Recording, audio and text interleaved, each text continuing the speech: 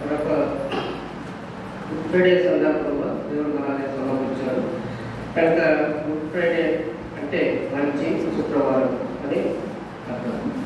కనుక ఈ లోకంలో మరి ఎవరైనా మరి గుడ్ ఫ్రైడే అంటే మంచి విషయాల గురించి వాళ్ళు అంటే మంచిగా ఆలోచిస్తున్నారు. మరి గుడ్ ఫ్రైడే రోజు జరిగిన విషయాలు చూస్తే ఎవరు కూడా దీన్ని గుడ్ ఫ్రైడే అన్నారు.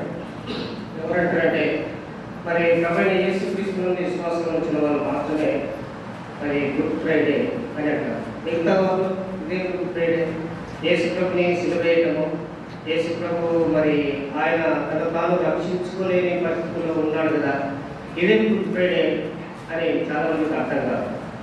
అయితే మరి ప్రభువైన యేసుక్రీస్తు వారు మరి ఈ లోకంలో వచ్చే ఘనత, తర్వాత సైతాన్ ద్వారా మరి సమస్త సృష్టి ద్వారా వచ్చే ఘనత ఆయన తీసుకోలేదు. కానీ మనమందరినీ కనపరచడానికి ఆయన మరి ఘనత తీసుకోకుండా తను తాను తగ్గించుకున్నాడు. చూడండి, ఇక్కడ మరి గుడ్ ఫ్రైడే సందర్భంగా మరి ఈరోజు ప్రపంచవ్యాప్తిగా మరి ప్రభువైన యేసుక్రీస్తు వారు శిలువలో పలికిన 7 మాటలు మరి చెప్పుకుంటారు. అయితే మరి ఈ సందర్భాన్ని బట్టి మనం కూడా అవే మాటలు చెప్పుకోవాలని ఇక్కడ మనం చేయనున్నాము. అయితే ప్రభువైన యేసుక్రీస్తు వారు మరి శిలువలో పలికిన మొట్టమొదటి మాట గురించి మనం ఇప్పుడు చదువుకోబోతున్నాం. చూడండి, లూకా సువార్త 23వ అధ్యాయము. లూకా సువార్త 23వ అధ్యాయంలో యేసుక్రీస్తు ప్రభు వారు మొట్టమొదట మరి శిలువలో పలికిన మాట చూడండి. 23వ అధ్యాయము 34వ వచనం చూడండి. యేసు తండ్రి మీరేం చేస్తున్నారు మీరు ఎరగరు కనుక వీరిని క్షమించమని చెప్పాను. చూడండి, యేసుక్రీస్తు ప్రభువు మరి ఆయన శిలువ పైన ఉన్నాడు. శిలువ పైన ఎక్కడ ఉన్నాడంటే మరి రోమ ఒక ప్రభుత్వము మరి శిక్ష విధించే శిక్షలో ఇది చాలా కఠినమైన శిక్ష. చూడండి, వేరే వేరే మరి శిలువలలో మీరు చూడండి, అపోస్తలులు కూడా శిలువ వేసినారు, కానీ మనం తాళ్ళు పెట్టినారు. అంటే మనం బైబిల్లో రాయబడలేదు, కానీ అక్కడ మరి ఫోటోలలో మనం చూస్తాం. అయితే ఇప్పుడు యేసుక్రీస్తు ప్రభు మాత్రమే మేకులు పెట్టారు. ఎందుకంటే అని ప్రవచనం ఆ విధంగా మరి జరగాలని యేసుక్రీస్తు ప్రభు వారి విషయంలో రాయబడింది. కాబట్టి మరి రాయబడిన ప్రకారంగా యేసుక్రీస్తు ప్రభు వారికి చేతుల్లో చీరలు కొట్టారు, కాళ్ళలో చీరలు కొట్టారు, తలలో గుణకిరీటం పెట్టారు. అందరూ కూడా ఆయన అవమానిస్తున్నారు, నిందిస్తున్నారు, వేధిస్తున్నారు, దూషిస్తున్నారు. నువ్వు దేవుడు అయితే దిగు, దేవుని కుమారుడు అయితే దిగు అని యేసుక్రీస్తు ప్రభు వారిని అందరూ కూడా ఎగతాళి చేస్తున్నారు. మరి ప్రభువైన యేసుక్రీస్తు వారి ద్వారా మరి ఎన్నో మేలు పొందిన వాళ్ళు అక్కడ ఉన్నారు. గుడ్డు వాళ్ళకు చూపించాడు, చెవిటి వాళ్ళకు వెనుకనిచ్చాడు, గుడ్డు వాళ్ళకు నడకనిచ్చాడు, చనిపోయిన వాళ్ళు కూడా లేపిన వాళ్ళు అక్కడ ఉండకపోలేదు. యేసుక్రీస్తు ప్రభు వారి ద్వారా ఎన్నో మేలు పొందిన వ్యక్తులందరూ కూడా అక్కడ మరి శిలువకు యేసుక్రీస్తు ప్రభు వారిని వేయడానికి సహకరించారు. పిలాతు చెప్పినాడు, మరి పండుగ వస్తుంది కదా, పస్కా పండుగ, మరి పండుగలో నీకు ఖైదీని విడుదల చేయక వాడుకుంది కాబట్టి నేను యేసుని నీకు విడుదల చేస్తాను అంటే మనం ఒప్పుకోలేదు. మాకు యేసు వద్దు, బరబ్బ కావాలని కోరుకున్నాం. బరబ్బ అంటే అతను బందిపోటు దొంగ, అంతకుడు, నిజంగా నేరం చేసినవాడు. అయితే యేసుక్రీస్తు ప్రభువు ఏ నేరం చేయలేదని పిలాతు చెప్పినాడు, పిలాతు భార్య చెప్పింది, సైనికులు చెప్పాడు. తర్వాత యేసుక్రీస్తు ప్రభువు గురించి ఆయన ఏ నేరం చేయకపోయినా కానీ ఆయన సెలివేషన్ మాత్రమే కాకుండా ఆయన నిందిస్తున్నారు, అవమానపరుస్తున్నారు. ఇలాంటి సమయంలో యేసుక్రీస్తు ప్రభువు ఏమంటాడంటే, తండ్రి వీరేం చేయించున్నారో వీరు ఎరగరు కనుక వీరిని క్షమించుకున్నారు. ఎందుకు అంటున్నాడు ఆ మాట అంటే, మరి యేసుక్రీస్తు ప్రభువు ఆయన పొందిన బాధలు, ఆయన పొందిన శ్రమలు, ఆయనకు మరి నిందలు, వేదనలు, ఆయన శరీరం నుంచి రక్తం కారుతుంది, అదంతా ఆయన చూడటం లేదు. కానీ మనల్ని క్షమించాలనేదే దేవుని యొక్క ప్రేమ. కనుక ఇలాంటి ప్రేమ ఈ లోకంలో ఎవరిలో చూడలేదు. చాలామంది యేసుక్రీస్తు ప్రభు కన్నా ముందు చాలామంది చక్రవర్తులు వచ్చారు, ధనులు వచ్చారు, రాజులు వచ్చారు.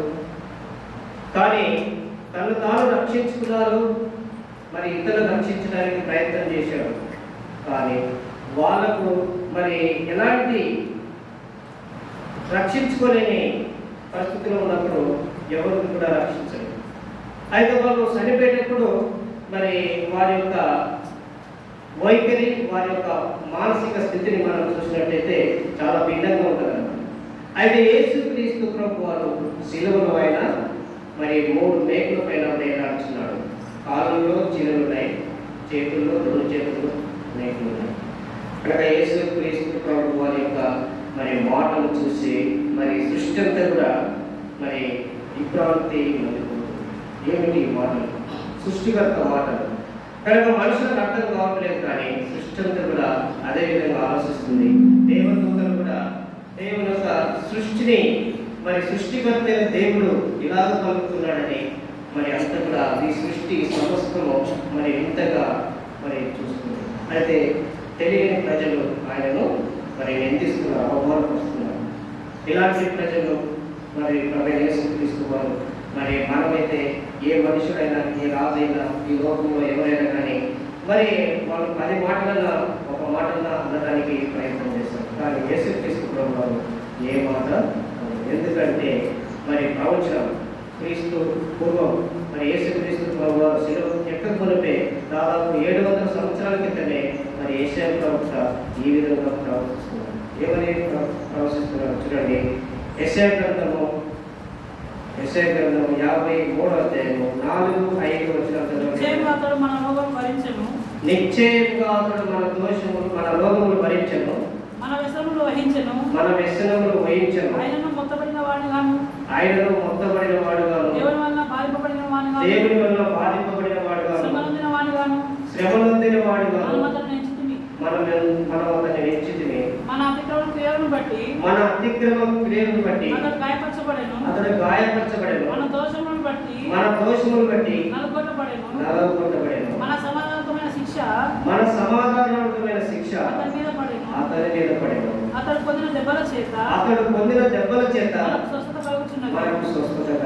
చూశానండి, ఎవరైనా కానీ మరి ఈ లోకంలో తల్లిదండ్రులు కానీ తోపులు కానీ మరి బాబు మీ అబ్బాయి హాస్పిటల్లో ఉన్నాడు, మరి అతని కొరకు దెబ్బలు తినాలి, నువ్వు రక్తం కార్చాలి అంటే ఎవరైనా ఒప్పుకుంటారు? లేదండి, డబ్బులు ఇస్తున్నావు కానీ డబ్బులు అంటే మేము ఓడ్చుకోలేము, రక్తం అంటే మేము కార్చలేము అని ఆలోచిస్తున్నారు. కానీ యేసుక్రీస్తు ప్రభువు మన కొరకు ఆయన దెబ్బలు తిన్నారు. మన కొరకు ఆయన తప్పు చేయలేదు, ఆయన నోరు తెరవలేదు. ఆయన మొదటి దేవుడు గొర్రెపిల్ల వలె బొచ్చు కత్తరించు అని గొర్రెపిల్ల ఏ విధంగా మౌనంగా ఉందో ఆ విధంగా మౌనంగా వహించాడు. అయితే అందరూ కూడా దూషిస్తున్నారు, ఆయనను నిందిస్తున్నారు, అవమానపడుతున్నారు, నోరు తెరవలేదు. అయితే ప్రభువైన యేసుక్రీస్తు అలాంటి సమయంలో తండ్రి మీరేం చేయించున్నారు, మీరు ఎదుగుదల వీరిని చేయించున్నారు. చూడండి, అక్కడ మరి చేయని తెలియక చేసే వాళ్ళు ఎవరైతే పిల్లలు కాదు, అక్కడ శాస్త్రులు ఉన్నారు, పరిచయులు ఉన్నారు, ధర్మశాస్త్ర ఉపదేశకులు ఉన్నారు. కావలసిన కక్షతో ద్వేషంతో మరి యేసుక్రీస్తు ప్రభువు వారిని శిలువకు అప్పగించినారు. ఇలాంటి ప్రజల విషయంలో ప్రభు ఏమంటున్నాడంటే, తండ్రి ఏం చేయించున్నారు, మీరు వీరిని క్షమించారు. ప్రభు యేసుక్రీస్తు వారు మొదటి మాట్లాడుతూ స్పీచ్ కనుక ప్రభు పలికిన ఆ మాట మరి లోకాలంతా కూడా మానవాళికంతా కూడా శుభభిక్ష కలిగించింది. కనుక యేసుక్రీస్తు ప్రభువు మొట్టమొదట పలికిన మాట ఏంటంటే, ఆయన క్షమాపణ ఇవ్వడానికి ఆ శిలువకి ఎక్కినాడు అని మనం గుర్తించాలి. ఆయన మనల్ని క్షమించడానికి ఆ శిలువకి ఎక్కినాడని గుర్తించాలి. ఈ ప్రపంచంలో ఉన్న ప్రతి మనిషిని, ఏ జాతికి చెందిన వారైనా, ఏ కులానికి చెందిన వారైనా, ఏ మతానికి చెందిన వారైనా ఆయన క్షమించడానికి సిద్ధపరుస్తున్నాడు. ఎక్కడున్నాడు? శిలువలో. తండ్రి మీరేం చేయించున్నారో మీరు వీరిని క్షమించున్నాము. తండ్రి కోపం అయిపోతున్నాడు, కోపాన్ని కొడుతుంటే తండ్రి కోపం వస్తుంది. ఏంటి ఇల్లు నా ప్రజలు ఈ విధంగా మరి సృష్టికర్త అయిన దేవుడిని నా కుమారుని ఈ విధంగా హింసిస్తున్నాడని తండ్రికి కోపపడే పరిస్థితుల్లో ఉన్నప్పుడు తండ్రిని వేడుకుంటున్నాడు. తండ్రి మీరేం చేయించున్నారు, మీరు ఎరుగరు కనుక దీనిని క్షమించున్నాను. యేసుక్రీస్తు మొదటి మాట చూడండి. ప్రభువైన యేసుక్రీస్తు వారు మరి రెండవ మాట విధానంగా మనం చూసినట్టయితే చూడండి, ప్రభువైన యేసుక్రీస్తు వారు రెండవ మాట ఇక్కడ ఇదే సువార్తికులు రాస్తున్నాడు. ఏ సువార్తికులు కూడా రాశారు. చూడండి 43వ వచనం చదవండి. అందుకు ఆయన వానితో, నేడు నీవు నాతో కూడా పరదేశంలో ఉందని నిశ్చయముగా నీకు చెప్పుచున్నానని యేసుక్రీస్తు ప్రభు వారు ఎవరితో అంటున్నాడు ఈ మాట? చూడండి 42వ వచనం చదవండి. 42వ వచనం. ఆయనను చూసి యేసు నీవు నీ రాజ్యంలోనికి వచ్చినప్పుడు 42వ వచనం చదవండి. మనకైతే చూచుటకై ఏమనుకోకుండా 39వ వచనం. వేయబడిన నేరస్తులు ఒకడు ఆయనను దూషించుచు నీవు క్రీస్తువు కదా, నిన్ను నీవు రక్షించుకును, మమ్మను కూడా రక్షించమని చెప్పి. చూడండి, ఇక్కడ యేసుక్రీస్తు ప్రభు వారిని రెండో దొంగ ఏమంటున్నాడంటే, వేలాడబడిన నేరస్తుల్లో ఒకడు ఆయనను దూషించుచు. కోపం వచ్చేస్తున్నాయి. మొదటి దొంగ కోపం వచ్చేసింది. ఏంటి మరి భూలోకంలో ఉన్నప్పుడు ఇన్ని అద్భుతాలు చేశాడే, నీళ్ళ మీద నడిచాడు, చనిపోయిన వాళ్ళు లేపారు, సముద్రం ఊరుకున్నమంటే ఆగిపోయింది, తుఫాను ఆఫ్ చేశాడు, ఇన్ని గొప్ప కార్యాలు చేసిన ఈయన మరి తను తాను రక్షించుకోలేకపోతున్నాడు. నేనైతే ఏం చేస్తున్నా వీళ్ళందరినీ ఒక్కసారి కనపడకుండా చేస్తున్నామని కోపం అయిపోతున్నాడు మొదటి దొంగ. మరి ఆ కోపం తట్టుకోలేక మరి యేసుక్రీస్తు ప్రభు వారిని నిందిస్తున్నాడు, దూషిస్తున్నాడు. ఆయన దూషిస్తూ అంటే ఆయన మరి ఇంత సామర్థ్యత ఉంది, నీలో ఇంత బలం ఉంది, ఇంత మార్గం ఉంది, నువ్వు ఆ విధంగా మౌనంగా ఉంటున్నావు ప్రభావం, నిన్ను నువ్వు రక్షించుకొని మమ్మల్ని కూడా రక్షించు అని ఆయన మొదటిగా అంటున్నాడు. కనుక ఇది ఎవరైనా మరి అనాల్సిన మాటలే. మనం కూడా చూడండి, మన ఇంట్లో మన డాడీ మరి ఎంతో బలశాలి, మరి ప్రాంతంలో మరి గుళ్ళు ఎక్కుతారు, పంటలు ఎక్కుతారు, ఎందుకంటే ఈ ప్రాంతం మారుగా ఈ ప్రాంతమే. అయితే చూడండి, ఎన్నో మరి పోటీలు ఉంటాయి ఫెస్టివల్ సందర్భంగా. అయితే ఇలాంటి డాడీ మరి ఎన్ని విషయాలు కూడా అర్థం మరి మన ఇంటికి వచ్చి ఒక సాధారణమైన వ్యక్తి గట్టిగా మా డాడీ ఒక దెబ్బ పడతాడు, పడిపోతాడు. అలాంటి వ్యక్తి మన డాడీని ఎన్నో మాటలు అంటున్నాడు, దూషిస్తున్నాడు. అయితే డాడీ ఏమనటం, అయితే కుమారుడు ఏమంటున్నాడు, ఏం డాడీ నువ్వు ఇంత మౌనంగా ఉంటావు, నువ్వు కాకుండా చెప్పు, నేనంతా ప్రయత్నం చేస్తా అనే సంగతి తెలుస్తా అని అంటాడు. అయితే ఇప్పుడు దొంగ కూడా అదే విధంగా చేస్తున్నాడు. ఎందుకంటే మరి ఏం చేయలేని పరిస్థితిలో ఉన్నప్పుడు మరి ఆయన కోపం వచ్చేసి, నువ్వు క్రీస్తు కదా, క్రీస్తు అంటే అభిషేక్తుని, నిన్ను నీవు రక్షించుకో, అభిషేకం పొంది ఈ లోకానికి వచ్చి నువ్వు సరిపోతున్నావు, మరి నేను దూషిస్తున్నాను, అయితే మమ్మల్ని దూషిస్తే నేను మళ్ళీ రిటర్న్ అంటున్నావు, కానీ నువ్వేమనటం లేదే. ఇలాంటి పరిస్థితిలో నువ్వు క్రీస్తువై ఉండి నేను నీవు రక్షించుకోలేకపోతున్నావు అని మరి మొదటి దొంగ కోపం వచ్చేసి యేసుక్రీస్తు వారిని ఆ విధంగా నిలదీస్తున్నాడు. చూడండి, కొన్నిసార్లు ఎవరైనా బాధలు ఉన్నప్పుడు, వేదనలో ఉన్నప్పుడు, మరి వాళ్ళు తాను ఏమి చేసుకోలేని నిరాశలో ఉన్నప్పుడు మరి ఇతరులను దూషిస్తున్నారు. కొన్నిసార్లు దేవుడు కూడా దూషిస్తున్నారు. దేవుడా ఎక్కడున్నావు, నువ్వు దేవుడి అయితే నాకు మరి సాయం చేయి, నేను ఇలాంటి పరిస్థితుల్లో ఉన్నానే మరి దేవుడు కూడా దూషిస్తున్నాను. ఎందుకంటే ఈ యొక్క మొదటి దొంగ అదే చేస్తున్నాడు. అయితే ఇప్పుడు రెండో దొంగ ఏం చేస్తున్నాడు చూడండి. రెండో దొంగ ఏం చేస్తున్నాడు చదవండి. అయితే రెండో వాడు వాడిని గద్దించి, నీవు అదే శిక్ష విధిలో ఉన్నావు కనుక దేవునికి భయపడవా, మనకైతే ఇది న్యాయమే, మనం చేసిన వాటికి తగిన ఫలం పొందుతున్నాము, కానీ ఈయన ఏ తప్పిదము చేయలేదు. చూసాడు ఇక్కడ రెండో దొంగ ఏం చేశాడు, వాడిని గద్దించాడు. తను కూడా అదే బాధలో ఉన్నాడు, అలాంటి పరిస్థితుల్లోనే ఉన్నాడు. ఆయనకేం నిర్ణయించలేదు, కొట్టడం తిట్టడం అవన్నీ జరుగుతున్నాయి. కానీ ఈయన ఏమంటున్నాడంటే గద్దించాడు, కానీ మాట్లాడను, మనకైతే ఇది న్యాయమే, మనం చేసిన పనికి శిక్ష అనుభవిస్తున్నాం. కానీ ఈయన ఏ తప్పు చేయలేదు, దేవునికి భయపడవాలి.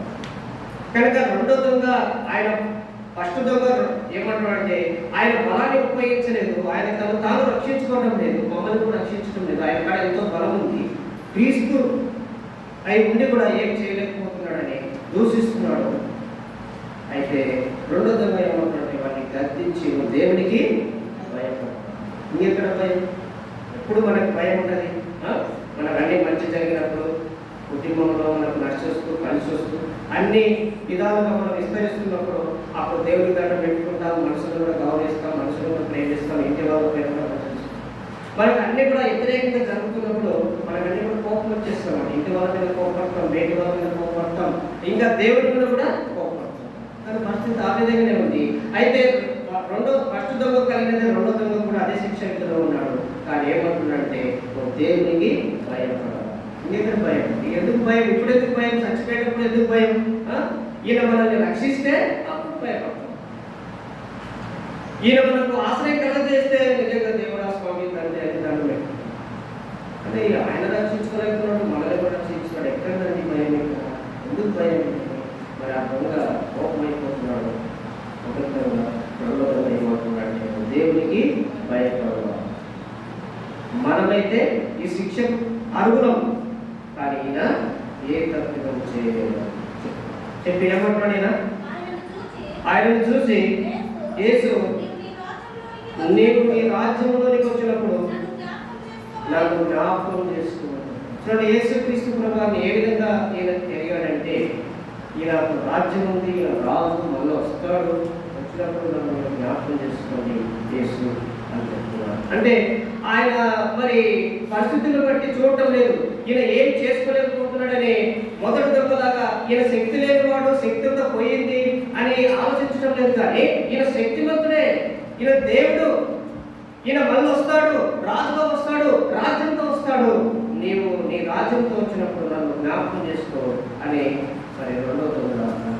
అయితే యేసుక్రీస్తు ప్రభువు ఏమంటున్నాడు? అందుకు ఆయన వారితో, నేడు నీవు నాతో కూడా పరదేశంలో నిశ్చయంగా నీతో చెప్తాను. నిశ్చయం అంటే ఖచ్చితంగా, నేడు నీవు నాతో పరదేశంలో ఉందని నిశ్చయంగా నీతో చెప్తాను. నేడు నీవు నాతో పరదేశంలో ఉంటావు. చూడండి, ఈ లోకంలో మరి ఎంత గొప్పవారైనా కానీ, రాజులైనా చక్రవర్తులైనా కానీ, మరి ఇలాంటి పరిస్థితుల్లో ఉన్నప్పుడు ఇలాంటి మాట చెప్తారా? మనమైతే ఏమంటాం? రాజులైనా ఎవరైనా ఏమంటారు? బాబు కుదరదు, నా పరిస్థితి బాగాలేదు, చూసు నాకు ఈ చేతుల్లో చెవులు ఉన్నాయి, కాళ్ళు చెవులు ఉన్నాయి, రక్తం మారుతుంది, ఆల్రెడీ మీ ఫ్రెండ్ కూడా నన్ను దూషిస్తున్నాడు, కింద కూడా దూషణ వెళ్తున్నాయి, నేను ఇప్పుడు ఏం చేయలేని పరిస్థితిలో ఉన్నాను, నేనేం చేయలేను, ఇప్పుడు కుదరదు అనేవాళ్ళు. అయితే యేసు ప్రభువు ఏమన్నాడు? నేడు నీవు నాతో పరదేశంలో, కానీ ఆయన శిలువ పైన ఉన్నాడు అని చాలా మంది ఏమంటుంటే ఆయన శక్తి లేక ఉన్నాడు, ఆయన శక్తితో ఉన్నాడు. అది గ్రహించడం లేదు చాలా మంది. లోకం గ్రహించడం లేదు, సైతాన్ని కూడా గ్రహించడం లేదు. సైతాన్ని గ్రహించింటే యేసుక్రీస్తు ప్రభువుని సిలువ వేయడానికి ఒప్పుకునేది కాదు, ఆటంకం చేసింది. సైతాన్ని తెలియదు సిలువ వేస్తే ఇంత గొప్ప కార్యం జరుగుతుంది, ప్రజలందరూ రక్షింపబడతారు, ప్రజలందరికీ కూడా క్షమాపణ వస్తుంది, ప్రజలందరూ కూడా స్వస్థతమవుతారు, నా నుంచి మరి యేసుక్రీస్తు ప్రభువుని అనుసరించడానికి ఇదొక మరి శక్తివంతమైన దేవుని ప్రణాళిక, దేవుని శక్తివంతమైన మర్మంతో కూడిన ఇది పని అని సైతాన్ని తెలుసుకోలేకపోయింది. అయితే యేసుక్రీస్తు ప్రభువు శక్తివంతుడిగా, ఈయన రాజ్యం ఉంది, ఈయన దేవుడిగా గుర్తించిన వ్యక్తి రెండవది. కనుక ఈ యొక్క మరి ఉదయకాల సమయంలో మనం కూడా చాలాసార్లు చర్చకు వస్తుంటాము, ఎన్నో ప్రేయర్లో మనం దేవుని వాక్యము వింటాము. కానీ ఆయన శక్తివంతుడుగా రెండో దొంగలాగా మరి ఎరుగుతున్నామా? ఆయన ఏ పరిస్థితిలో ఉన్నా కానీ శక్తివంతుడే. అంటే ఇప్పుడు అలాంటి పరిస్థితులు మనకు రాకపోవచ్చు. మరి యేసుక్రీస్తు ప్రభువు వారికి చేతుల్లో చీరలు కొట్టారు, కాళ్ళలో చిల్లు కొట్టారు, తలలో ముళ్ళలు తిట్టం పెట్టారు, రక్తం కాల్చింది. అలాంటి పరిస్థితులు మనకు రాకపోవచ్చు, కానీ మనకు కూడా కొన్ని పరిస్థితులు వస్తాయి.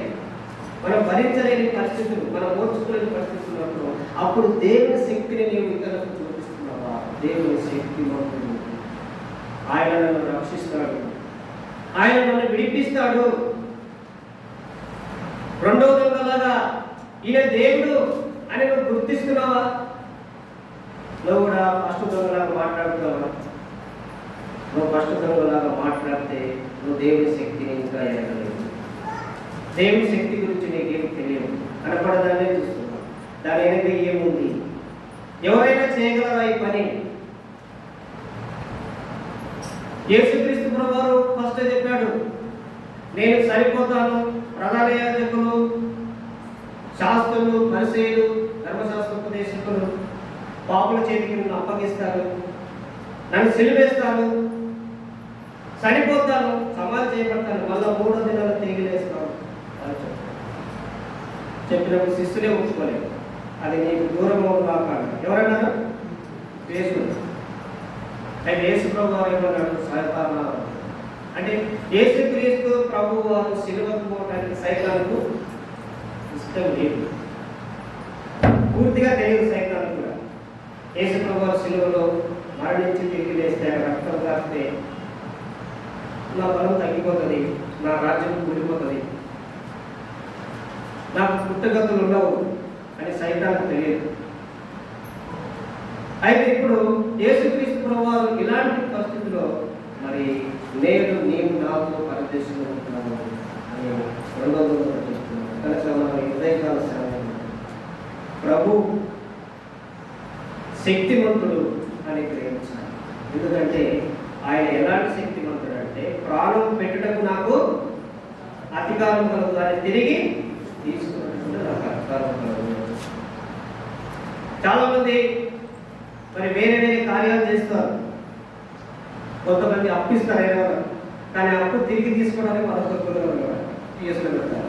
ఏమండి మరి అవసరం అంటే అక్కరంటే మరి నన్ను ఎంతో ఎక్స్పెక్ట్ చేసుకుంటే నేను ఇచ్చిన ఇప్పుడు ఈ విధంగా సంపాదిస్తాను, న్యాయం చేయాలని న్యాయం చేస్తాను.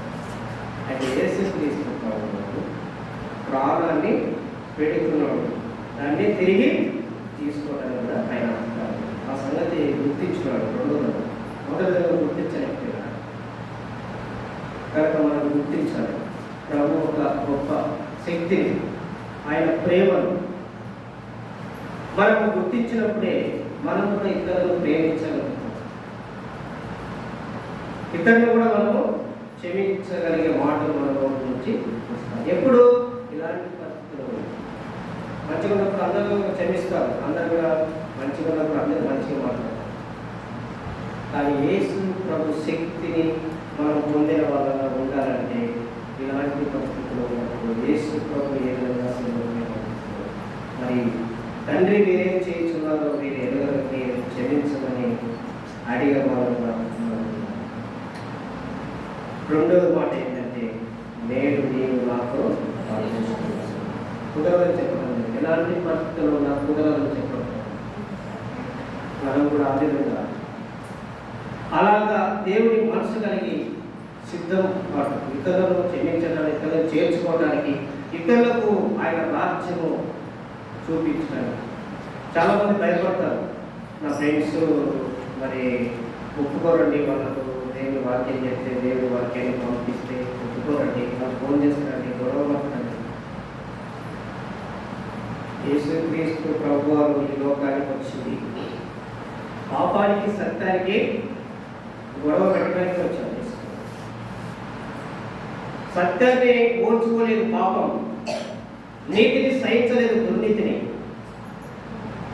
చెడ్డవాడంటే మంచివాడికి అస్సలు ఇష్టం లేదు. చెడ్డవాడితో సాహసం చేయాలంటే చెడ్డవాడే కావాలి, మంచివాడితో సాహసం చేయాలంటే మంచివాడే కావాలి. ఇక్కడ ఒక్కరే లేదు, అందరూ మంచోళ్ళు లేదు, అందరూ చెడ్డోళ్ళు లేరు. కొంతమంది మంచోళ్ళు ఉన్నారు, కొంతమంది చెడ్డోళ్ళు ఉన్నారు. మధ్యలో సృష్టికర్త ఉన్నాడు, అటు సైడ్ ఒక దొంగ ఉన్నాడు, ఇటు సైడ్ ఒక దొంగ ఉన్నాడు. కానీ వాళ్ళలో ఎవరున్నారు?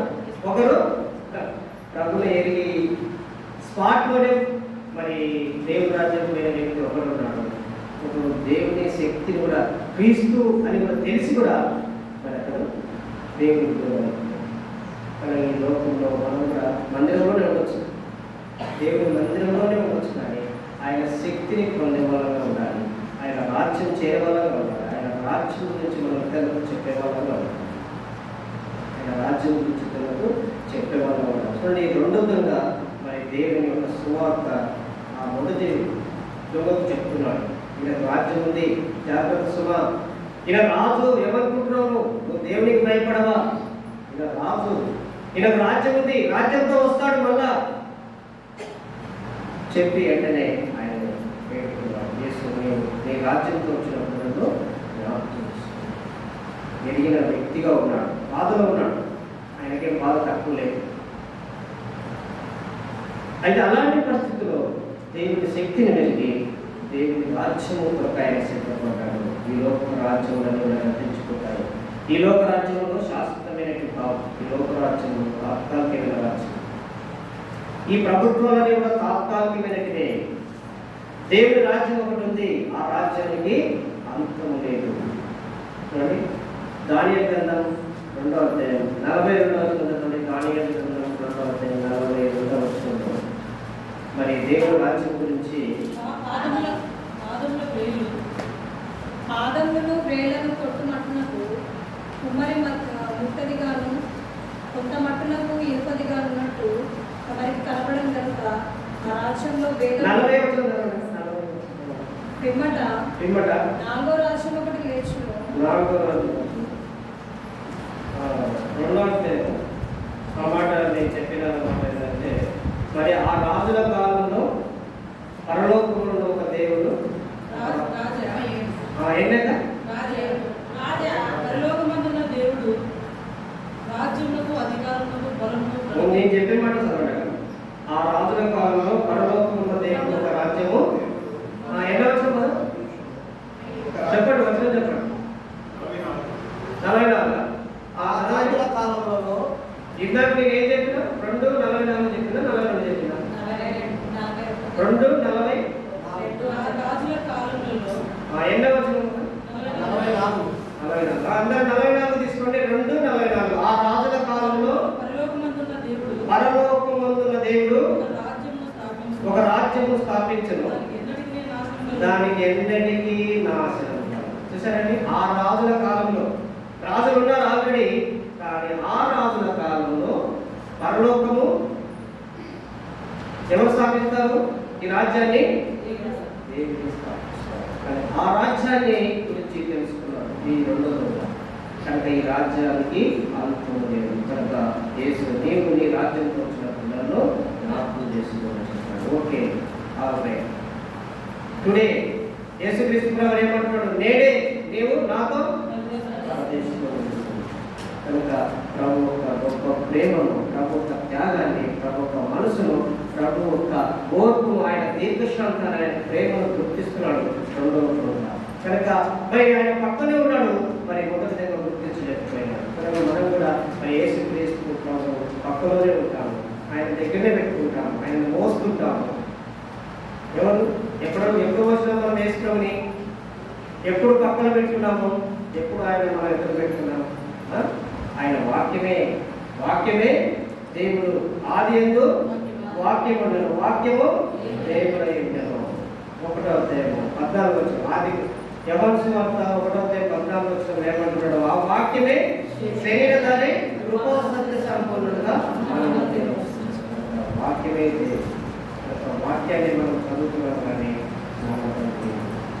మరి ఇక యేసుక్రీస్తు ప్రభువు సెలవిచ్చినప్పుడు మరి అప్పుడు ధర్మశాస్త్రం మాత్రమే ఉంది, కానీ అప్పుడు న్యూ టెస్టమెంట్ లేదు. మరి ధర్మశాస్త్రం యూదులు చదవనిచ్చేవాళ్ళు కాదు, యూదులకు కూడా అది మరి పర్మిషన్ లేదు చదవడానికి. ప్రధాన యాజకులు మాత్రమే చదవాలి, లేవీలు మాత్రమే చదవాలి, ధర్మశాస్త్రం ఉపదేశించులు మాత్రమే చదవాలి. ఇలాంటి సమయంలో మరి 2వ రోజున దేవుని కృపను ఏ విధంగా తెలుసుకున్నాం? దేవుని యొక్క గొప్పతనాన్ని, ఆయనకు సంభవించే విషయాలన్నీ కూడా ఆయన గుర్తిస్తున్నాడు. యేసుక్రీస్తు ప్రభువారు ఎటు తనకు అవమానం కలిగి అదంతా లెక్క చేయకుండా తండ్రి మీరేం చేయించున్నారో మీరు ఎరగరు కనుక వీళ్ళు క్షమించమని వారు చేసిన తప్పులను బట్టి వారి పైన ఎట్లా జాలి పడుతున్నాడు వేసుకున్నాడు. అదేవిధంగా మరి రెండో దొంగ తనకు కలిగిన అవమానం, తనకు కలిగిన దెబ్బలు అవి లెక్క చేయకుండా యేసు ప్రభు వారి వైపు చూస్తున్నాడు. ఈయన ఏంటి, ఈయన మేము మళ్ళా తిరిగి అంటున్నాం, మళ్ళీ దూషిస్తున్నాం, నా మనసులో అలాంటి కోపం వస్తుంది, ద్వేషం వస్తుంది, ఇప్పుడు కనుక కిందికి దిగంటే నేను కూడా రాళ్ళతో కొట్టేవాడిని మిమ్మల్ని అన్నట్టు అనిపిస్తున్నాను. కానీ ఈయన ఏమనటం లేదే, ఈయన నోటి కూడా ఏం మాట రావటం లేదే. తండ్రి మీరేం చేస్తున్నారో మీరు ఎవరు ఈయన క్షమించమంటున్నాడే. ఏంటి ఈయన మనసు? ఆయన మౌనం బట్టి ఆయన ప్రభావం అయిపోయినాడు. చాలాసార్లు మనం కూడా మనకు వచ్చే మరి పరిస్థితులను బట్టి మనం కూడా దేవుడు ఎదుట మౌనంలో ఉన్నప్పుడు దేవుడు మహిమ పొందుతాడు. పరిశుద్ధ గ్రంథం బైబిల్ ఏం చేస్తుందంటే కీర్తన గ్రంథం 65వ అధ్యాయం మొదటి ఒకసారి కీర్తన గ్రంథం 65వ అధ్యాయం మొదటి వచనం. అక్కడ నిదానంగా అర్థమేటట్టు తొందరం లేదు. దేవా సియోనులో మౌనంగా ఉండుట. సియోన్ అంటే దేవుని మందిరం. సియోనులో మౌనంగా ఉండట నీకు స్తుతి చెల్లించుతుంది. నీ జీవితంలో మౌనంగా లేకుండా నువ్వు దేవుని ఆరాధించలేవు, దేవుని గొప్పతనాన్ని గుర్తించలేవు. మౌనం యేసుక్రీస్తు ప్రభువు మౌనం ఉపయోగించాడు. మనకన్నా ముందున్న భక్తులందరూ కూడా మౌనంగా వెళ్ళిపోయారు. యేసు ప్రభువు కూడా అదే చెప్పాడు, నేను దూషించు వాడిని దీవించుకొని చెప్పాను. అదే ప్రభు అట్టుంది, అంతే అక్కడనే నా శక్తిని నేను చూడగలుగుతాను. నా ప్రేమ మీరు ఇతరులకు పంచగలుగుతారు, నా ప్రేమను రుజువు చేయగలుగుతారు. మిమ్మల్ని హింసించే వారి కొరకు ప్రార్థన చేయండి. యేసు ప్రభు శిలువకు ఎక్కకొరకు ఈ మాటలు చెప్పాడు 6వ అధ్యాయంలో. లూకాసు వార్త 6వ అధ్యాయంలో ఈ మాటలు చెప్పాడు. అదే పని శిలువ పైన చేస్తున్నాడు. ఈ లోకంలో ఎవరైనా ఈ మాటలు చెప్పి ఇలాంటి మాటలు చెప్పి నెరవేర్చగలరా? ఎంత గొప్ప వాళ్ళైనా, ఎంత రాజులైనా, చక్రవర్తులైనా ఎవరు కూడా చేయలేదు. That is God is nature. ఇది దేవుని యొక్క మనసు. ఇలాంటి మనసులో గుర్తించినాడు జీవితంలో కూడా గుర్తించిన వాళ్ళంగా, ఎరిగిన వాళ్ళంగా ఆమె యేసుక్రీస్తు వారిని మనం ఆరాధించడానికి సిద్ధపడాలి. చూడండి, ఇంకా చాలా విషయాలు ఉన్నాయి, మనం ముందుకెళ్ళిపోవడం సమయం లేదు కాబట్టి ఇప్పుడు యేసుక్రీస్తు ప్రభువు శిలువ పైన పలికిన 3వ మాట గురించి మనం చూస్తున్నాం. చూడండి, యేసుక్రీస్తు ప్రభువు శిలువలో పలికిన 3వ మాట యోహాను సువార్త చూడండి.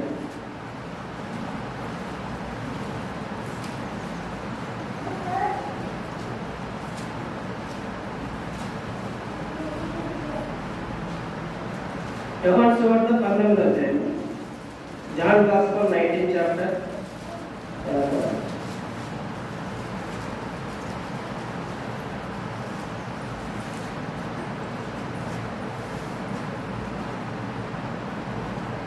ఇరవై 26వ వచనం చదవండి.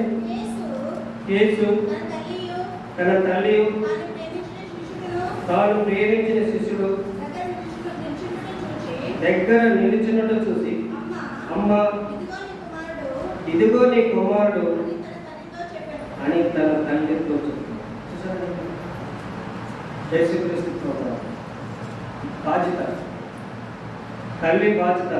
ఆల్రెడీ ఆయనకు ఇంకా 4 అన్నదమ్ములు ఉన్నారు.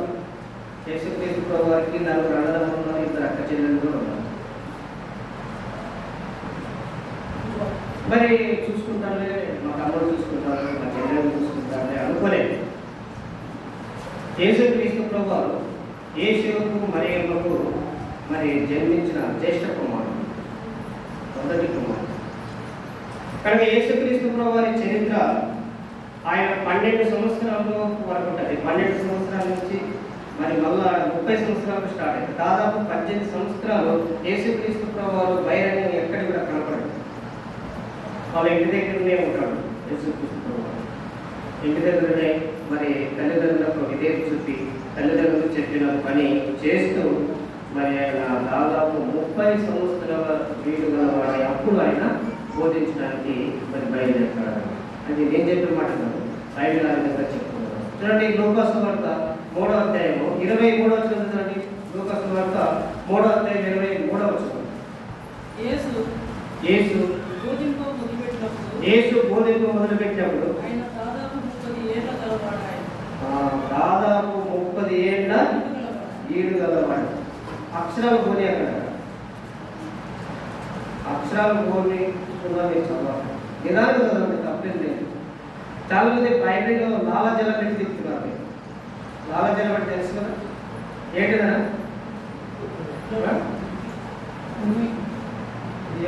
చాలా మంది డబ్బులు అట్లా లెక్క పెడతారు. కోమట్లు ఏం చేస్తారంటే పక్కన స్పాట్ ఉంటుంది, దాని పక్కన నీరు వస్తుంది, ఇట్లా పెడతారు.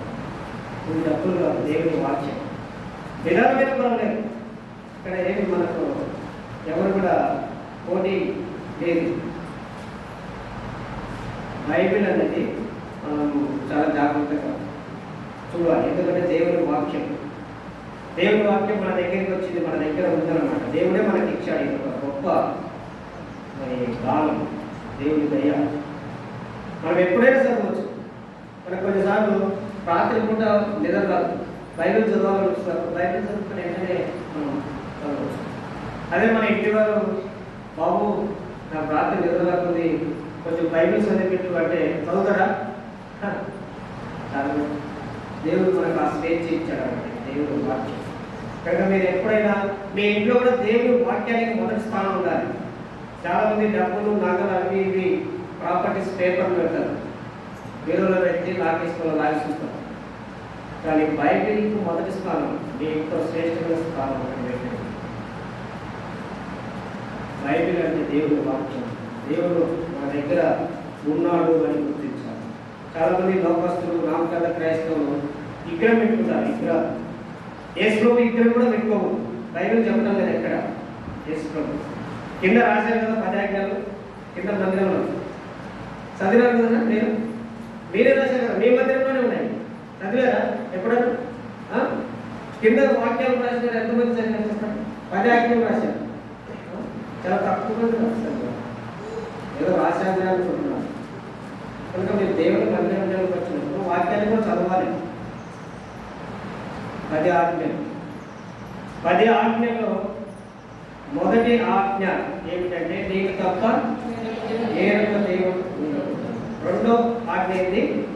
విగ్రహము చేసుకున్నప్పుడు, అది ఏ విగ్రహమైనా సరే. దేవుడి విగ్రహం కాదు, దేవుడికి స్వరూపం లేదు. పరిశుద్ధ గ్రంథం బైబిల్ ఏం చెప్తుందంటే గాడ్ ఈజ్ స్పిరిట్. దేవుడు ఆత్మ కనుక ఆయన ఆరాధించేవారు ఆత్మకు సత్యంతో ఆరాధించారు. దేవుడు ఆత్మ. దేవుడు ఒక రూపం లేదు. మరి యేసుక్రీస్తు వారు ఈ విధంగా ఉన్నాడు. అప్పుడున్న వాళ్ళు ఆ ఒక రియల్ ఫోటో చూసినా కానీ అది దేవుని రూపం కాదు, అదొక టెంపరరీ బాడీ అన్నమాట. ఇప్పుడు ఒక సీఎం ఉన్నాడు, ఒక కారు మీద వస్తాడు, అవసరానికి ఆ కారు వాడుకున్నాడు. కారు దేవుడు కాదు, దాంట్లో ఒక కారు లాగా ఆ శరీరాన్ని దేవుడు వాడుకున్నాడు.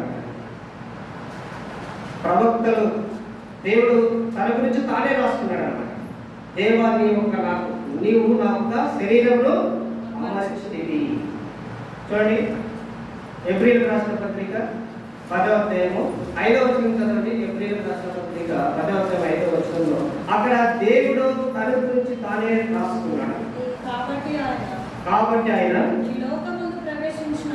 లోకమును ప్రవేశించినప్పుడు ఇలాగ చెప్పుచున్నాడు, బలియు అర్పణయు నీవు కోరలేదు కానీ నాకు ఒక శరీరం అమర్చితివి, పూర్ణ హోమములను పాప పరిహారార్థ బలులను నీకు ఇష్టమైనటివి కావు. చూడండి, ఇక్కడ చదవడగా అప్పుడు నన్ను గ్రంథపు చుట్టలో నన్ను గురించి రాయబడిన ప్రకారము దేవా నీ చిత్తము నెరవేర్చుటకు ఇదిగో నేను వచ్చి ఉన్నానండి. ఏమంటున్నాడు? ప్రభువైన యేసుక్రీస్తు వారి నుంచి మరి పౌలు అపోస్తలుడు ఆత్మ వంశుడై ఆత్మతో ప్రేరేపింపబడి నీవు నాకు ఒక శరీరమును అమర్చితివి. ఏర్పరచాడంటే శరీరము అప్పుడు చూసినా కానీ ఆ ఒక్క యేసుక్రీస్తు ఈ భూలోకంలో ఉన్నప్పుడు ఆయన బొమ్మ మొక్కడం కూడా ఆయన అనుమతించలేదు. తన గురించి తానే రాసుకున్నాడు. ఆయన యేసుక్రీస్తు ప్రభువు శిలువ పోవాలని ఎవరు రాశారు? యేసుక్రీస్తు ప్రభువు శిలువలో మరణించేవాళ్ళని ఎవరు రాశారు? ఆయనే రాసుకున్నాడు. ఆయననే నేను శిలువ పోతాను, శిలువలో మరణిస్తాను, 3వ దినాన తిరిగి లేస్తాను, నా ఒక కార్యం వలన ఈ భూలోకానికి అంతటా విముక్తి, విమోచన, పాప క్షమాపణ, రక్షణ, ఆనందం, సంతోషం, సమాధానం, నెమ్మది, నిరీక్షణ కలిగి ప్రజలందరూ కూడా ప్రభువైన యేసుక్రీస్తు వారి జన్మ గురించి మరి లూకాసు వార్త 2వ అధ్యాయం 14వ వచనంలో మనం చదివినట్లయితే, ఇదిగో ప్రజలందరికీ కలగబోవు మహా సంతోషకరమైన శుభవర్తమానం, నేను దావీదు పట్టణంలో నీ కొరకు రక్షకుడు పుట్టాడు. ఆయన రక్షకుడుగానే పుట్టాడు, రక్షించడానికే పుట్టాడు. ఏమిటి ఆ రక్షణ అంటే ఇదిగో ఈరోజు ఆయన చేసే కార్యమే రక్షణ. కనుక యేసుక్రీస్తు ప్రభువు ఇక్కడ మరి శిలువలో ఉన్నాడు. నాకు ఇంకా నలుగురు అన్నదమ్ములు ఉన్నారు, 2 అక్కచెల్లెలు ఉన్నారని వాళ్ళకు వదిలేనే, కానీ తల్లి బాధ్యత ఏమంటాడు? ఎవరు చెప్తున్నాడు? వాళ్ళ తమ్ముడు ఉన్నాడు, యేసేపు ఉన్నాడు, తర్వాత మరి యూదా ఉన్నాడు, యాకోబు ఉన్నాడు, ఇంకా మిగతా 2 అక్కచెల్లెలు ఉన్నారు. వాళ్ళని పిలిచి, తమ్ముడు నేను ఎదుగుతున్నాను, నేను పరలోకం నుంచి ఏ పని నుంచి వచ్చానో ఆ పని నేను ఇప్పుడు నెరవేరుతున్నాను, చాలా బిజీలో ఉన్నాను, మరి అమ్మని జాగ్రత్తగా చూసుకో అని చెప్పలేదు. కానీ తన బాధ్యత అనేది తన శిష్యునికి, తన ప్రేమించే శిష్యునికి అప్పగిస్తున్నాడు. ఇదిగో నీ తల్లి, అమ్మ ఇదిగో నీ కుమారుడు. కింద మనం చూసినట్లయితే ఆ గడిగ నుంచి ఆ శిశువు ఆమెను నలయించ చేయించుకునేవారు. చాలా మంది తల్లిదండ్రులు కూడా మరి లోకంలో నిర్లక్ష్యం చేస్తారు. దేవుని మందిరంలో పనిచేస్తారు, దేవుని మందిరంలో బాధ్యతలు వేస్తారు, దేవుని మందిరంలో పాటలు పాడతారు, అన్ని చేస్తారు, కానీ దేవుని మందిరంలో వాక్యం కూడా చెప్తారు, కానీ తల్లిదండ్రులు నిర్లక్ష్యం చేస్తారు. కానీ మన తల్లిదండ్రులు నిర్లక్ష్యం చేసి మనం ఎంత చేసినా ఏమన్నా మరి యేసుక్రీస్తు వారు ఇలాంటి కష్టాలలో ఉన్నాడు. అమ్మా నాకు ఎక్కువ కష్టాలు ఉన్నాయి, నేను ఇప్పుడు నేను చూడలేదు అనటం లేదు, బాధ్యత తీసుకుంటారు. కనుక మనం కూడా తల్లిదండ్రులు బాధ్యత చూసుకోవాలి. ఎలాంటి పరిస్థితులు మరి దేవుడు మనుషునికి ఇచ్చిన ఆజ్ఞలు 5, దేవుడు కరగొట్టుకుని రాసుకున్న ఆజ్ఞలు. మనుషునికి ఇచ్చిన ఆజ్ఞలో మొట్టమొదటి ఆజ్ఞ ఏంటంటే, నీ తండ్రిని తల్లిని నీ దేవుడైన యెహోవా నీకు ఇచ్చు దేశంలో నీవు దీర్ఘాయుష్మంతుడిగా ఉన్నట్టు నీ తల్లిని తండ్రిని సన్మానించు. కనుక మనం దీర్ఘాయుష్మంతులుగా ఉండాలంటే తల్లిదండ్రులు సన్మానించాలి. సన్మానించడం అంటే ఎవరిని సన్మానిస్తారు చెప్పండి? గొప్పవారిని, మంచి మంచి పనులు చేసిన వాళ్ళని సన్మానిస్తారు. సన్మానించడం అంటే మరి అందరి ముందర కూర్చోబెట్టి మరి అక్కడ ఒక శాలలో కలిపి వాళ్ళకు చేయాల్సిన ఘనత చేస్తారు. అంటే తల్లిదండ్రులు కూడా ప్రతిరోజు ఆ విధంగా నీ మనసులో సన్మానం రీతిగా నేను గౌరవించి వారిని సన్మానించాలి. అప్పుడే దేవుడు నీకు ఇచ్చు దేశంలో నువ్వు దీర్ఘాయుష్మంతుడు ఉన్నప్పుడు దేవుడు వాగ్దానం చేస్తున్నాడు. యేసుక్రీస్తు ప్రభువు కూడా ఇక్కడ 3వ మాట చెప్తున్నారంటే, అమ్మ ఇదిగో ఇదిగో నీకు. తర్వాత 4వ మాట చెప్తున్నాడు ఇక్కడ యేసుక్రీస్తు ప్రభువు. అక్కడే మరి యోహాను సువార్త 19వ అధ్యాయంలో మనం చూసినట్లయితే 27వ వచనం చదవండి. 27వ వచనం. తర్వాత శిష్యును చూసి ఇదిగో నీ తల్లి అని చెప్పాను. ఆ గడియ నుండి ఆ శిష్యుడు ఆమెను తనయించాడు. శిష్యుడు కూడా యేసుక్రీస్తు ప్రభువు చెప్పిన మాటకు ఎంత విధేయత లేదు ప్రభావం. యేసుక్రీస్తు అక్కడ పరిస్థితులు చూస్తే యేసు ప్రభు ద్వారా మళ్ళీ ప్రయోజనం కలిగట్లేదు. మళ్ళీ ఆయన కిందికి దిగుతాడు, మళ్ళీ ఆయన శిష్యులుగా ఉంటాం మేము, మరి మాకు ఇంకా ఘనతలు ఉంటాయి, మరి మాకు ఇలాంటి పరిస్థితులు ఉన్నాయి. మెస్సియా అంటే మరణం లేనివాడు అని అంటాం. మెస్సియా అంటే మరణం లేనివాడు. ఈయన మెస్సియా అనుకుంటే, రాజు అనుకుంటే, ఇజ్రాయేలుకు రక్షకుడు అనుకుంటే, నేనే శిలోపైన ఏ విధంగా ఉంది ఇట్లా మాట్లాడుతున్నాడు. లాస్ట్ మళ్ళీ నాకు తీసి నాకు మరి చెప్తున్నాడు.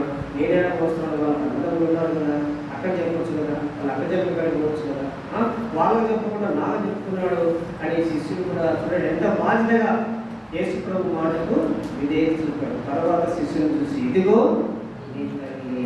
ఆ గడియ నుండి ఆ శిష్యుడు ఆమెను తన ఇంట చేర్చాడు. యేసుక్రీస్తు ప్రభువారి మాటకు విధేయత చూపిన శిష్యుడు. చూడండి, మరి యేసుక్రీస్తు ప్రభువారి మాటకు విధేయత చూపిన శిష్యుడు మాత్రమే శిష్యుడు కాదు, మనమందరం కూడా శిష్యులమే. మొదట యేసుక్రీస్తు ప్రభువారు పెట్టిన పేరు మనకి ఏంటంటే శిష్యుడు అని పెట్టారు. చూడండి, మత్తయి సువార్త 28:19 చూడండి. మత్తయి సువార్త 28:19 యేసుక్రీస్తు ప్రభువారు ఏమంటున్నాడు చూడండి. కాబట్టి మీరు వెళ్ళి సమస్త జనులను శిష్యులుగా చేయండి.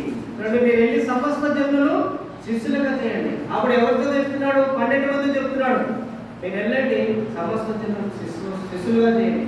మీరు వెళ్ళండి, విశ్వాసంగా చేయండి, బోధకులుగా చేయండి, సేవకులుగా చేయండి, పాపలుగా చేయండి, మరి పెద్దలుగా చేయండి, సువార్థికులుగా చేయండి అని చెప్పలే. కానీ యేసుప్రభువు ఏం చెప్తున్నారంటే శిష్యులుగా చేయండి. శిష్యుడు అంటే అర్థం ఏంటి? నేర్చుకునే వాళ్ళు. మీరు నేర్చుకునే వాళ్ళగా మనం ఉండాలి, దేవుని ద్వారా నేర్చుకునే వాళ్ళగా ఉండాలి. చాలా మంది బైబిల్ చదువు కానీ ఏ పాస్టర్ కానీ ఎవరైనా ఏదో మాట చెప్పినప్పుడు దాని మీద అదే బేస్ చేసుకొని దాని మీద నాకు మొత్తం తెలుసున్నట్టు మరి బైబిల్ చదివే వాళ్ళతో వాదిస్తారు. ఏ మనిషి ఏం చెప్పినా కానీ మంచిది తీసుకో, మరి కానీ బైబిల్ మాత్రం ఫాలో కావాలి. నీ బేసిక్ అనేది బైబిల్, నీ ప్రమాణికము బైబిల్లో నుంచి నువ్వు తీసుకోవాలి. బైబిల్కు జవాబు బైబిలే కానీ ఏ వ్యక్తి ద్వారా పొందలేము. కనుక బైబిల్ గురించి నీకు అర్థం కావాలంటే బైబిలే చదవాలి, వేరే గ్రంథం చదవాల్సిన అవసరం లేదు. వేరే గ్రంథాలు చాలా నిఘంటులు ఉన్నాయి, చాలా చాలా బుక్కులు ఉన్నాయి, కానీ అవన్నీ బైబిల్ తర్వాతనే. బైబిల్ చదువు, దేవుడు మాట్లాడుతుంది లేదు. మరి భక్సింగ్ గారు తన కొటేషన్లో ఒక మాట చెప్పారు, మోకాల నుంచి బైబిల్ దేవా ఈ దినము నా అక్కడి గురించి నాతో మాట్లాడు ప్రార్థన చేసుకున్న బైబిల్ చదువు, దేవుడు మాట్లాడుతుంది. మరి ఎప్పుడైనా ఈ ప్రార్థన చేశారు? చేస్తే మంచిది, చేయకపోతే మరి భక్సింగ్ గారి మాట ప్రకారంగా ఆయన చేసిన మరి ప్రార్థన ప్రకారంగా మనకు కూడా మరి ఈ దినం నుంచి మోకాలుని మరి దేవ ఈ దినం నా అవసరత గురించి నాతో మాట్లాడు అంటే ఇక్కడ ప్రభు యొక్క వాక్యం కూడా మనం సంతృష్టి కలిగి ఉండాలి అని చెప్తున్నారు. చాలా మంది ఏమంటున్నారంటే మరి వాక్యము మొత్తం నేనే చదవాలి, మొత్తం నాకే తెలియాలి, నాకే తెలిసినట్టు ఫీల్ అయిపోతున్నారు. కనుక అవన్నీ కూడా మనం పొందలేము. కనుక యేసుక్రీస్తు ప్రభువు ఏం చెప్తున్నాడంటే దేవుడైన యెహోవా మరి ఎక్కువ కూర్చుకున్న వారికి ఎక్కువ కాలేదు, తక్కువ కూర్చుకున్న వారికి తక్కువ కాదు. దేవుడు ఎవరికి ఏది అవసరమో అంతగానే ఇస్తాడు. కనుక మన ఆత్మీయ స్థితి ఎంతనో ఆ వాక్యం కూడా అంతే అర్థమవుతుంది. ఇప్పుడు చూడండి, మనం 50 కేజీలు పరిగెత్తగల, కానీ 50 కేజీలతో 100 కేజీల బరువు ఎత్తగలరా?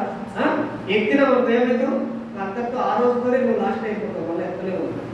ఎత్తడానికి బయటికి రాలేవు. నువ్వు ఎంత ఎత్తగలవు అంతే ఎత్తు, ఎంత తిరగలవు అంతే తిరుగు, ఎంత చేయగలవు అంతే చేయి. అది దేవుని కృప ద్వారా చేయి. పౌలు ఏమంటాడు, నేను ఏమైనానో అది దేవుని కృప.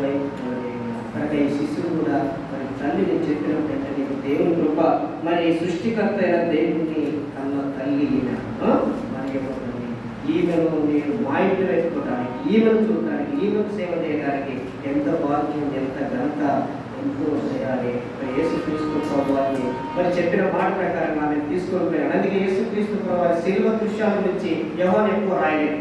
మత్తయి సువార్తికుడు రాసినట్టు, లూకా సువార్తికుడు రాసినట్టు, మార్కు సువార్తికుడు రాసినట్టు, యోహాను సువార్తికుడు యేసుక్రీస్తు ప్రభువారి శిలువ మరి దృశ్యాలు ఎక్కువగా రాయలేదు. ఎందుకంటే వాళ్ళ అమ్మ తీసుకుని ఇంటికి పోయారమ్మ, బాధపడకమ్మా, బాధపడకమ్మా, మరి అన్న లేస్తాడు, అన్న తిరిగి చేస్తాడు, మనం ఏం బాధపడకనే వాళ్ళ అమ్మని తీసుకుని ఇంటికి ఓదార్చుకుంటారు. ఈ యొక్క 4వ మాట ద్వారా మనం ఏం నేర్చుకున్నామంటే యేసుక్రీస్తు ప్రభువులో ఉన్న బాధ్యత. యేసు ప్రభు మరి తన తల్లి విషయం, ఎందుకంటే ఆమె త్యాగపూరితమైన స్త్రీ అన్నమాట. యేసుక్రీస్తు ప్రభు ఆమె కన్నా మరియమ్మ ఎంతో త్యాగంతో కూడిన వ్యక్తి. మరి యేసుక్రీస్తు ప్రభు వారు పుడతాడని మరి దాదాపు 700 సంవత్సరాల క్రితమే ప్రవక్తల ద్వారా, మరి కీర్తనల ద్వారా, అపోస్తుల ద్వారా, మరి ప్రవక్తల ద్వారా అందరితో కూడా మరి దేవుడు సెలవించినాడు, మెస్సియా పుడతాడు, మెస్సియా పుడతాడు.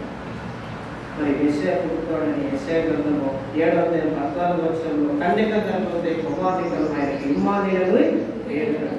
కనుక దేవుడి వాక్యాన్ని ఆధారం చేసుకొని అనేక మంది స్త్రీలు, వేల మంది మరి యేసుక్రీస్తు ప్రభువు మెస్సియా మరి నా కడుపులు పుట్టాలని వాళ్ళు ఎంత నిష్ఠ గరిష్ఠులతో దేవుడికి ప్రార్థన చేస్తున్నారు. అలాంటి స్త్రీలలో ఎవరిని ఎన్నుకున్నాడు యేసు ప్రభు దేవుడు? మరియమ్మను ఎన్నుకున్నాడు. అందుకే గాబ్రియల్ దూత వచ్చి ఆమె దగ్గరికి వచ్చి ఏమన్నాడు? గాబ్రియల్ దూత, దయాప్రాప్తురాలా నీకు శుభమస్తు. ఎంతమంది ఉన్నారు, మా వేల మంది ఇదే మరి ప్రార్థన చేస్తున్నారు మెస్సియా మాకు పుట్టాలని, కానీ వాళ్ళు దేవుని దయ పొందలేదు. నీవు దయాప్రాప్తురాలు, నీకు శుభమస్తు. యేసుక్రీస్తు ప్రభువు కన్నా ఆ మరియమ్మ ఎంతో త్యాగంతో తాను ఎంతో సమర్పించుకుంది. మరి ఆమెకు వివాహం కాకుండా ప్రదానం చేయబడిన స్త్రీకి గర్భవతి అయితే ఎంత ప్రాబ్లం చేస్తే ఒకసారి ఆలోచించండి. పెళ్ళైన వాళ్ళకు కొంతకాలం పిల్లలు ఉంటే అంతమంది అంటే అట్లా ఇట్లా ఇది ఏమేమంటుంటారు, చాలా బాధపడుతుంటారు. సేవలు కాయకొస్తుంటారు, వాళ్ళ కాయకొస్తుంటారు, వీళ్ళ కాయకొస్తుంటారు, అక్కడ నాకు ప్రాపడతాయి, అన్న నాకు ప్రాపడతాయి. నా అవమానం ఇది. బైబిల్ కూడా మనం చూస్తాం కదా, అన్న పెనిన్న. అయితే వాళ్ళ భర్త ప్రేమిస్తాడు, 10 మంది కుమారుల కంటే నీకు విశిష్టమైన వాడిని కావాలంటే ఒప్పుకోవడం లేదా? దేవుడి మందిరానికి వేయండి. ఆమె యొక్క దేవుడి మందిరంలో గోసాడింది, ఆమె నింద దేవుడి ద్వారా తొలగించుకుంది. చూడండి, ఇప్పుడు పిల్లలు పుట్టకుండానే ఒక నింద, మరి పెళ్లి కాని స్త్రీకి గర్భవతి ఏంటంటే ఎంత నింద, ఎంత భారం. ఒక్కొక్కరు ఒక విధంగా అనుకుంటున్నారు. చూడండి, ఇలాంటి ఎంత నింద, మరి ఇలాంటి శ్రమ, ఇలాంటి సఫలం జీవితం వారు ఎంత కుంగిపోయిన సృష్టికర్త అయిన దేవుడు నాకు ఏం చెప్పాడు? ఆమె దూత ఏం చెప్పాడు? గాబ్రియల్ దూత ఏమొచ్చింది? మరి పుట్టబోయే శిశువు పరిశుద్ధాత్ముడైన దేవుని కుమారుడు, సర్వోన్నతుని శక్తి నిన్ను కమ్ముకుడు. పుట్టబోయే శిశువు దేవుని కుమారుడైన క్రీస్తు అని చెప్పింది. నమ్మిందాన్ని దండాలని. మన జీవితంలో మనం కూడా యేసుక్రీస్తు ప్రభు వారికి జన్మించిన మరి తల్లి, మరి అలాంటి తల్లిని చూసుకోవడం నాకు ఎంతో దండతని మరి యేసు ప్రభు శిష్యుడు మరి ఆయన ఆమెను తీసుకుంటున్నారు. కనుక మరి యేసుక్రీస్తు ప్రభు వారు జన్మించిన తల్లి మరి ఎలాంటి ధన్యురాలు, మరి వారికి ధన్యులు ఎవరు? యేసుక్రీస్తు ప్రభువు విశ్వాసం. అందుకే మరి యేసుక్రీస్తు ప్రభు ఒక దగ్గర బోధిస్తుంటాడు లూకా సువార్త.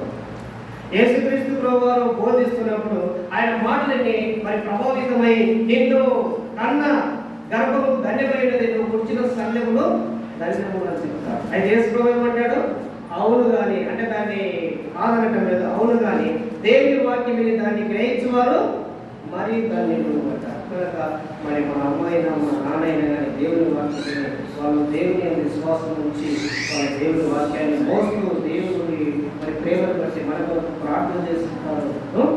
అలాంటి వాళ్ళని నిర్లక్ష్యం చేయరు. తల్లిదండ్రులని సన్మానించాలి. వాళ్ళు ఎలాంటి పరిస్థితుల్లో ఉన్న తల్లిదండ్రులను సన్మానించాలి, వాళ్ళని సేవలు తీర్చుకోవాలి.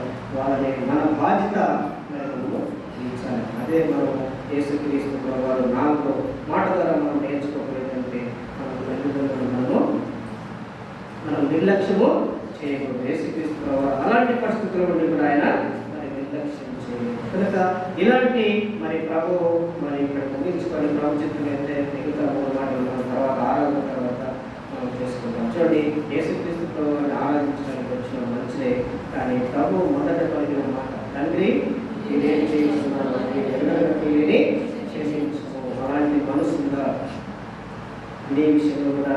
ఇలాగా ఎవరన్నా చేస్తే వాళ్ళని క్షమించాలా? ఇంకా చూస్తూ అవకాశం ఎదురు చూస్తున్నావా? మళ్ళీ కీడుకు ప్రతికూలి చేయాలి. అలాంటి మనసు ఉంటే ఇప్పుడే నువ్వు వారిని క్షమించి దేవుని ఆరాధన చేయి. వారిపైన నీవు కక్ష పెట్టుకొని నీవు మళ్ళా నేను సమయం వచ్చినప్పుడు చూసుకుంటానే మనసుతో ఆరాధన చేయాలి. అలాంటి ఆరాధన చేస్తే గుడ్ ఫ్రైడే నీకు అంతగా కలబరచడం ఉంటుంది. ఇది నీకు ఇంకా బ్యాక్ ఫ్రైడే అనే ఉంటుంది. నీ జీవితం లోకమంతా గుడ్ ఫ్రైడే, కానీ నీకు అలాంటి మనసు యేసుక్రీస్తు ఎట్లా క్షమించాడు అందరూ కూడా తెలిసి ఆయన దూషిస్తున్నారు. కానీ ఏమంటున్నాడు?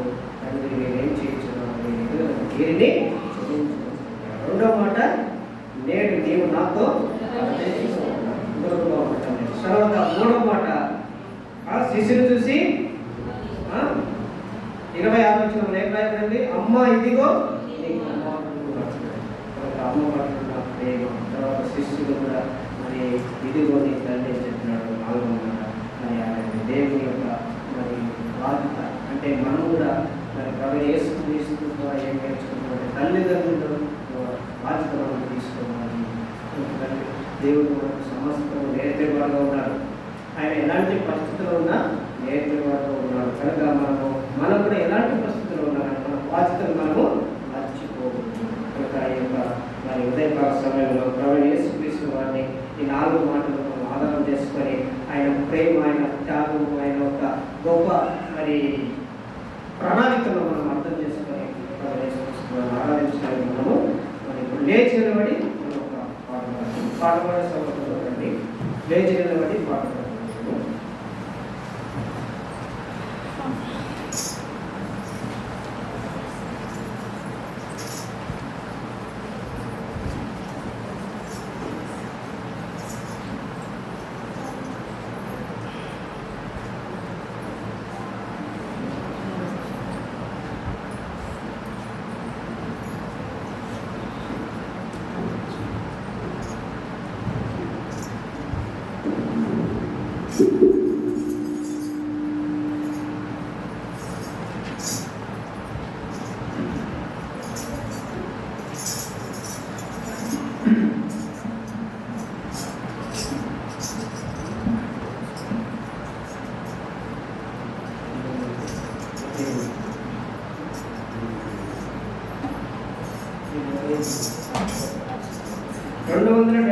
పాట పాడుతున్నాము.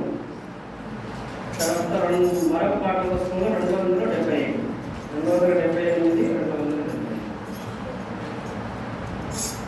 తెలుగు మరి ఒక వచనం వదిలితే ఒక వచనం పడుతున్నాము. సమయం తక్కువ కాబట్టి మరి 1, 2, 4, 6 లాస్ట్ వచనం పడుతున్నాము.